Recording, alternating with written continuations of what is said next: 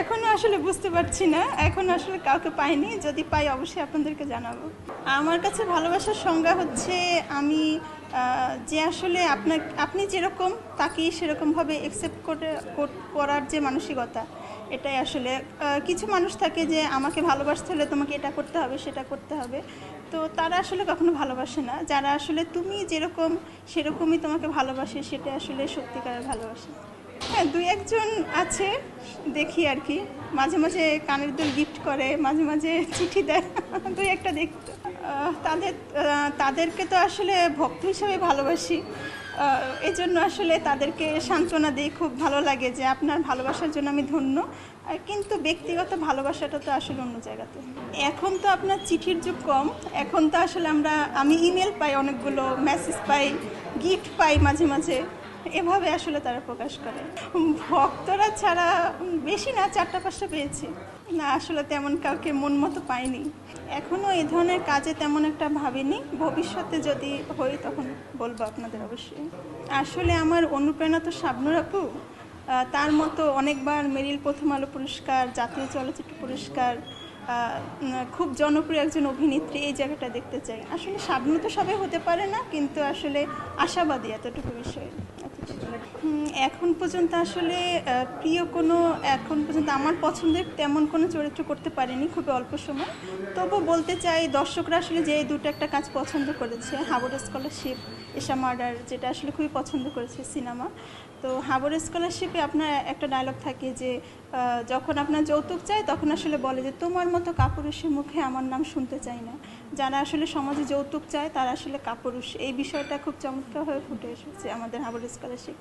আর একটা ছিল এশা মার্ডার সিনেমার, সেটা হচ্ছে একজন বখাটেকে জুতা মারা, যে যারা আসলে বখাটে, যারা আসলে মেয়েদেরকে ত্যক্ত বিরক্ত করে, তাদের উপযুক্ত শাস্তি আসলে প্রতিবাদ করার যে বিষয়টা, এই দুটো আসলে দর্শকরা আমাকে খুব ভালোভাবে রেসপন্স করেছে, খুব পছন্দ করেছে।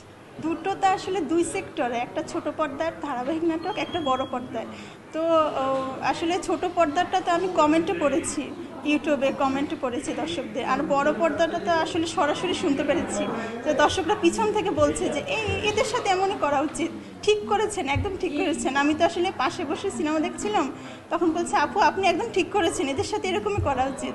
দুটোর আসলে অনুভূতি দুই রকম, একটা সরাসরি জানতে পেরেছি, আর একটা আসলে কমেন্ট পড়ে বুঝতে পেরেছি।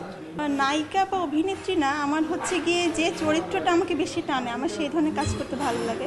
যেমন আপনার আমাদের যে তাণ্ডব সিনেমাটা রিলিজ পেলো, সেখানে আমার জয়া আহসান আপুর চরিত্রটা বেশি ভালো লেগেছে, গান রোমান্টিক চরিত্রের থেকেও। তো যেখানে আসলে অভিনয় করার জায়গা আছে, আমার সেই চরিত্রগুলো বেশি টানে। প্রথমে আসলে চরিত্রের ভিতরে ঢুকতে পারার ক্ষমতা, যে আসলে যত চরিত্রের ভিতরে নিজেকে ঢুকাতে পারবে, যে এই চরিত্রটা আমি। যেমন আমি যখন হাবড় স্কলারশিপ সেটে যাই, তখন আসলে সবাই আমাকে শাপলা নামে ডাকে। আবার যখন আমি সিনেমা করেছি এশা মার্ডার, মেকআপ আর্টিস্ট থেকে শুরু করে সবাই আসলে আমাকে রাইসা নামেই ডেকেছে।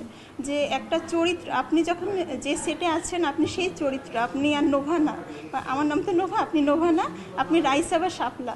তখন আসলে আপনি পারেন যে চরিত্রটার ভিতরে নিজেকে ফুটিয়ে তুলতে। তো আমি বলবো যে আসলে যখন আপনি ভিতর থেকে চরিত্রটাকে উপলব্ধি করতে পারবেন, ভিতরে ঢুকতে পারবেন, যে করতে পারবেন এই চরিত্রটাই আমি, তখন আসলে সেই অভিনয়টা আপনার বেরিয়ে আসবে যে এটাই আমার আসলে সত্তা, আমি এটাই পোট্রে করতে এসেছি স্ক্রিনে। এভাবেই আসলে একজন অভিনেত্রী ভালো অভিনয় করতে পারে। এটা তো আসলে শুধু আমাদের অভিনয়ের সেক্টরে না, এটা তো অনেক অন্য অন্য সেক্টরে হয়ে থাকে। হ্যাঁ, পেয়েছি, কিন্তু আমি আসলে এগুলো পছন্দ করি না। আমি যে আসলে নিজের যোগ্যতায় যেদিন আসলে মেন চরিত্র করতে পারবো সেদিন আসলে করব। আপাতত আমার কোনো আইফোন নেই। আমি ভালোবাসায় বিশ্বাস করি, প্রেমে না। হ্যাঁ, ভালো লাগা আর ভালোবাসা তো আলাদা। ভালো এখন পর্যন্ত কাউকে বাসতে পারিনি। না, আমি একাকিত্ব না, আমি আসলে সেলফ লাভে অনেক বেশি বিশ্বাসী। যখন আপনি নিজেকে ভালোবাসবেন তখন আসলে আপনি একাকিত্ব না, আপনি আপনার নিজেকে নিয়েই জীবনে আগাচ্ছেন, আমি এটাতে বিশ্বাস করি। আমি আসলে যখন আমার একটা বিষয় মনে আছে, অনেকের কাছে হয়তো বা হাস্যকর মনে হতে পারে, আমি যখন প্রথম বিকাশের টিভিসিটা করেছি তখন আসলে একটা সিন ছিল যে হেঁটে আসা একটা সিন, আমাদের 7 কোটি মানুষের হাতে বিকাশ, সাথে বিকাশের একটা ডায়লগ ছিল। তো তখন আমার আশেপাশে অনেকজন ছিল, তো আমি এখন একদম যখন আসলে প্রথমেই শটটা দিলাম তখনই পরিচালক ওকে বলেছেন। আমি আসলে বুঝতেও পারিনি যে আমার শুটিং হয়ে গেছে। আমার সিনেমায় যখন আমি আসলে সিনটা করি, আমার প্রথম শটটাই ছিল জুতা মারার শট। প্রথমেই আমি শরীফ সিরাজ ভাইকে জুতা মেরেছি, বুঝতেই পারছেন এত বড় অভিনেতা। তো আমাকে কিন্তু সানি সানোর ভাই ওকে বলেছেন। এবং কিন্তু আমি যখন আপনার হাবুর স্কলারশিপ করেছি, আমি অনেকবার রিটেক দিয়েছি। আসলে বরিশালের ভাষাটা তেমন আসলে রপ্ত করতে পারছিলাম না। কিন্তু আমাকে আসলে যদি বলতে হয় যে আমি আসলে মনে হয় একটা গুণের জন্য হয়তো বা অনেকে পছন্দ করে, সেটা হচ্ছে স্কিন টেস্টে সবসময় পার হয়ে যায়, যে আসলে ফটোজেনিক যে বিষয়টা, অভিনয়টা তো আসলে এখনও রপ্ত করতে পারিনি, হয়তো বা একটা বিষয়ের জন্যই হয়তো বা পরিচালকটা পছন্দ করেন।